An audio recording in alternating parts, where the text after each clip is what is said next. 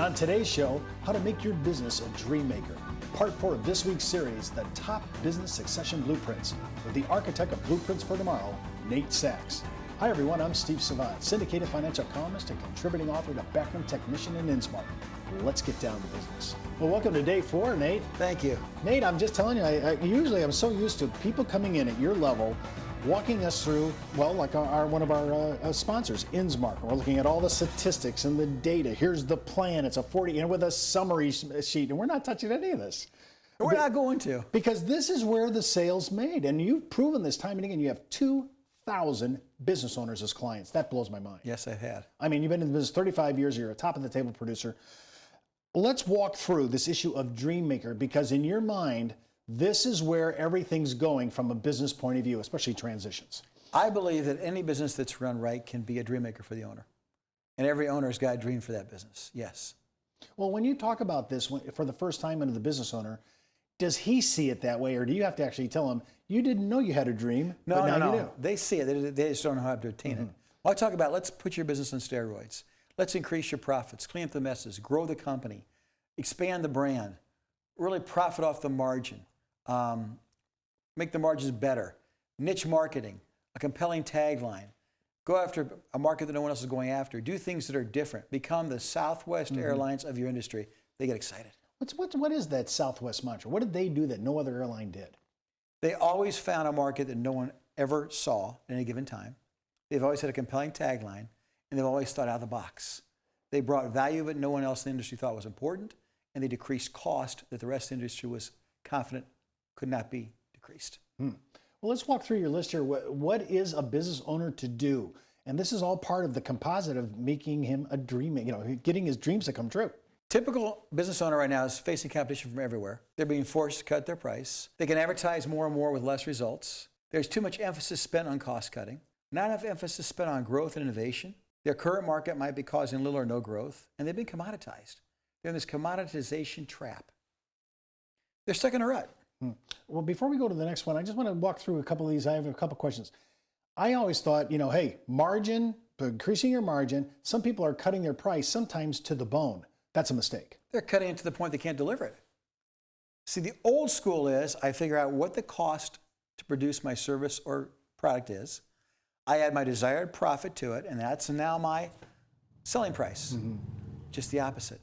Figure out what the price is that the market will pay for, then work it backwards. So how can you afford to deliver at that price? So you're actually reverse engineering this process. Totally reverse engineering. Now, when I'm thinking about doing, you put in, and this is kind of like 2 and 4 are probably format cousins, too much emphasis on cost cutting. I'm thinking, we just came through a recession. Everybody understood what that was like in 2008 and 9. It's punitive for businesses. But now there's a recovery happening.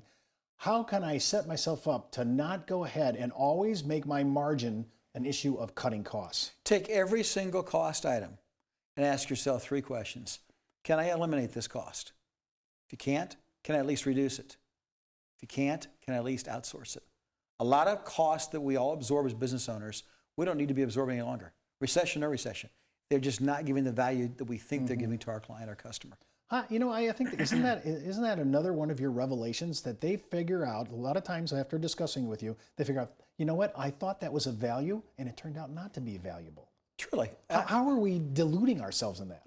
I used to park in an off-site parking lot, and every time I'd pull out, they'd give me a bottle of water. And I finally said to the lady at the little booth, I said, how many bottles of water do you give out a week? It's between 3,000 and 4,000. Wow. And I'm thinking at 30 cents a bottle, if they buy it right, what is that? It's still 12,000. I mean, it's thousands and thousands and thousands of dollars for water. And to me, it's never made a difference. If they never gave out that water again, I'd still park there. I don't even drink the water. I throw it away. So my point is, they never ask anybody. In their mind, that was just perceived value. That was perceived value, so they just kept buying water and giving it out. Well, I'm curious, just before we go on to the next part, how much of that do you see is the employer believe that this has value, and by the time you're done walking him through this, it really has no value? A lot, particularly, Steve, and this could be a soft spot for you and me because of our age, technology. A lot of people are confusing technology with value. I've got to have this, or I've got to have that, or I've got to be on Facebook, and I've got to support my Facebook and my blog. I mean, I'm not minimizing these things, but check with the client first. Check with the customer base. Do they care? And so a lot of the times when you're walking through these things, they wind up thinking, wow, at the bottom line is your big one is I've been commoditized and I didn't even know it. Exactly right. How can I escape that though? Once you've brought me to that, and I'm now looking at my business in honesty now, with a lot of truth serum, the way you're bringing it to the table. That's right. Well, There are 4 levels of value you and I can deliver as business owners. Level number 1 is what I call uniqueness. When 2007, when Apple brought out the iPhone, people stood in line to buy a $600 iPhone. You can buy all the free phones you wanted. They were giving free phones away in 2007. But I had to pay for it. I had to buy it because I felt it was such a unique a tool I need to have. Value level number 2 is experience. Why will a family that makes $500 or $600 a week spend $1,000 in one day at Disneyland? Twice as much as they make in 1 week, because they perceive it's an experience they can't get elsewhere. Value number 3 is when the customer or the client says, you know what, these guys are good for my business. I make money because of them. And value number 4 is when I say, hey, we're partners. I can't be in business without you. We all have to strive, because we can't deliver 1 and 2. We can't deliver Disneyland, we can't deliver iPhone, but we can deliver 3 and 4. Where you view me as someone good for your business, and more importantly, hopefully, as a partner in your business. We come back from the break. We're going to continue. This is a discussion. I'm hoping that you're absorbing it like I am as an advisor. A lot of this is new to myself as well. We're approaching this completely on a new page. We'll be right back in a moment. Back in the day, life insurance professionals were called field underwriters. Then, carriers trained their field force in the basics of life insurance underwriting. Today, the insurance industry doesn't educate the agent population as they once did. But now you can have the Informed Risk Guide at your fingertips so you can illustrate a reasonable rate class for your life insurance prospects. Just request your copy of the Informed Risk Guide at downtobusiness.ashbrokerage.com. It's free from Ash Brokerage, the practice enhancement company. Well, welcome back to the second segment. Again, I just have to say to you, my own confession, Nate, I feel like I use all this great technology, but I still think old school. And when I see this chart up here, I want to say, Steve, Nate, walk us through this. I mean, I feel like I'm being kind of a dichotomy. I need to catch up. Old thinking, you compete with a lot of competition for the same marketplace. Compete daily. You fight for your existing business. And as an owner of a business, you're constantly worried about cash flow and profits. New thinking, you'll have a very unique market that no one else has gone after. You'll have no competition in that market. It's all brand new business. And due to your differentiation, your cost and pricing, no worries about cash flow and profits. You approach a business owner. He thinks like this. You have to migrate him over to this side of the new way of thinking. Absolutely. Like on this first one, what's the bridge? What's the travel over? How do I transition? First is getting rid of denial. He's got to say, that is me. You're right. Okay, well, I just want you to be on camera here. I just said, I see myself here. Then he's going to say, I don't want to be here any longer. I don't want to be here anymore. I want to be here. That's where I want to be. Now, how do I do it? How do I do it? Okay, well, I love this word differentiation. I hear a lot of people using it, but you're one of the few people that I've seen out in the marketplace that actually not only talk about it, but you say, this is what you need to do, business owner, to differentiate yourself. This is your corporate distinctive. Steve, I'll call them out. I'll say, what is your differentiator?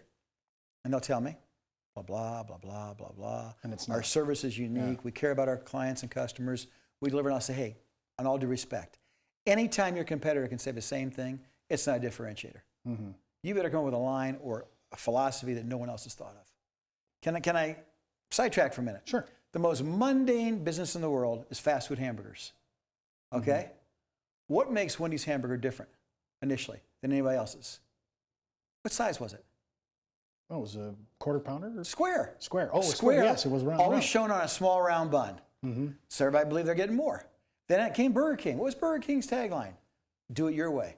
So everybody believed, don't go here where it's all fast food waiting for you. Go to Burger King where it's going to be charbroiled as you walk in. Carl's Jr. sells size. No one in the industry thought you can sell a $6 hamburger. They sell that great big hamburger with the juice and the grease and the bacon. Everybody stands in line for it. So even something as mundane as the fast food burger industry said we have got to differentiate our burger. Otherwise, there's no reason to buy it. When I'm thinking of approaches to business succession planning, and our advisors are watching our show, they want to get past the gatekeeper to talk to the business owner. What can differentiate an advisor? I mean, we might as well drink our own Kool-Aid here. What do we need to do so that when we get in front, we can say all this? How do we get in front of these people to talk like this? I simply talk about the fact I've got a program to help them sleep at night, because they're not. I don't talk about product or what I want to sell them or what they should buy. I don't believe that. I want to talk about the demons that keep them awake at 2 o'clock in the morning. I want to talk about the concerns that are in their heart and souls. Now, here's the best part about that. Even though Nate just said that, how much product do you actually place with all this? Oh, there's a lot of product to be sold here. I mean, a ton. Tremendous amount of product to be sold. But I can't think like a product salesman. I got to think like a trusted advisor. I got to think like a confidant. I got to think like a strategic partner, not someone who's trying to push round pegs into square holes. If I'm an advisor watching this show and I'm saying, I've been looking for this idea, you just gave it to me. I don't want to be a product purveyor. I want to be a trusted advisor. I want to be the client's family fiduciary going forward. Or family's financial architect. How can I do that? And when you're partnering with many advisors all over almost 500, that are partnering with you to help them do this very thing we're talking about. You've got to have a program. Our differentiator is the program. I'll say that I'm not an advisor, I'm not a coach, I'm not a consultant.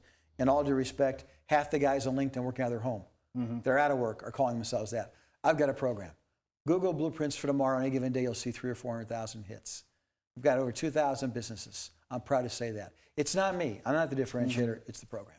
Now, when we're looking at these distinctives, I want to get out of I'm competing every day. You're saying, well, why do that when you don't have to have any competition? If you have your own market, you have no competition. Got a question. Do you play golf? Not anymore, but I used to. Did you? Remember Big Bertha? Who did Callaway design that head for? People who couldn't hit the ball. Who? Tennis players. Callaway designed Big Bertha for tennis players. They were chagrined to see because you could only buy at that time Callaway in pro shops. Their reps would go to country clubs and see all these tennis players that were fearful of picking up a golf club because they didn't think they had the eye-hand coordination to get that ball off a tee.